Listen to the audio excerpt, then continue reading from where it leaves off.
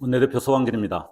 검찰개혁과 정치개혁 두 과제는 새 정부 임기 초 반드시 완수해야 할 미뤄질 수 없는 책무입니다.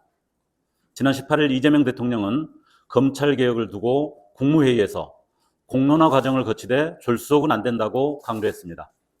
김민석 총리 역시 조율할 시간을 충분히 갖는 것이 바람직하다는 입장을 밝혔습니다. 어제 20일 대통령과 민주당 지도부 만찬에서는 우선 정부조직법의 수사기소 분리 대원칙을 반영하되 공소청법, 중수청법, 형사소송법 등 구체적인 검찰개혁 개별 입법에 대해서는 추가적인 공론화 과정 등을 거쳐 추진하는 것으로 정리한 것 같습니다. 국정을 책임지는 대통령과 정부 입장에서 큰 파급력이 있는 개혁 입법을 추진함에 있어 철두철미한 준비와 신중한 접근이 필요하다는 입장은 충분히 이해할 만합니다.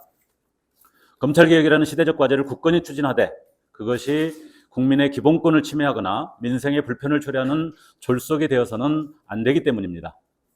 그러나 동시에 정부의 이러한 신중함이 혹여라도 검찰개혁을 지연하거나 개혁의 내용을 완화하는 신호로 해석되게 하는 것 역시 철저히 경계해야 합니다. 이제는 정부가 더 책임있게 더욱 능동적으로 나서서 검찰개혁을 속도감 있게 흔들림 없이 추진하되 현장의 혼선과 국민 불편이 초래되지 않도록 세밀하고 정교한 방안을 제시해야 합니다.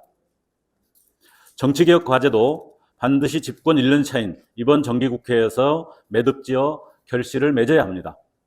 지난 4월 15일 민주당과 조국혁신당을 포함한 개혁 5당이 발표한 원탁회의 선언은 내란을 청산하고 완전히 새로운 대한민국을 만들기 위해 필수적인 탄탄한 연대의 실현을 위한 기본 전제입니다. 그 핵심에 정치개혁 과제가 담겨 있습니다. 교섭단체 요건 정상화는 이미 법안과 국민청원이 동시에 운영위원회에 올라와 있습니다. 국회 구조를 바꾸어 더 다양한 민의가 반영되도록 하는 것은 그 자체로 민주주의의 질을 높이는 일입니다. 빛의 광장에 다양한 목소리를 담아내는 길입니다.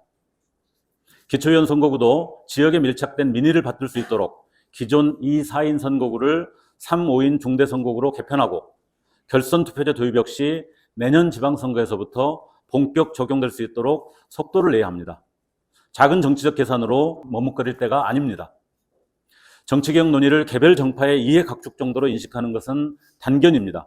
정치개혁은 한국 정치의 후진성을 상징하는 거대 양당의 극단적 진영 정치를 극복하기 위한 절체절명의 과제이자 국민 주권과 민주주의의 진전을 위한 필수 과업입니다. 검찰개혁 완성과 정치개혁의 성과, 이 두 가지는 이재명 정부가 임기 초 국민 앞에 내놓을 가장 큰 업적이자 약속이 될 것이라고 확신합니다. 개혁의 시계는 이미 움직이고 있습니다. 국민이 요구하는 변화의 시간을 우리 모두가 함께 책임 있게 지켜내야 합니다. 조국혁신당은 국민께 드린 처음의 약속대로 나아가겠습니다. 이상입니다.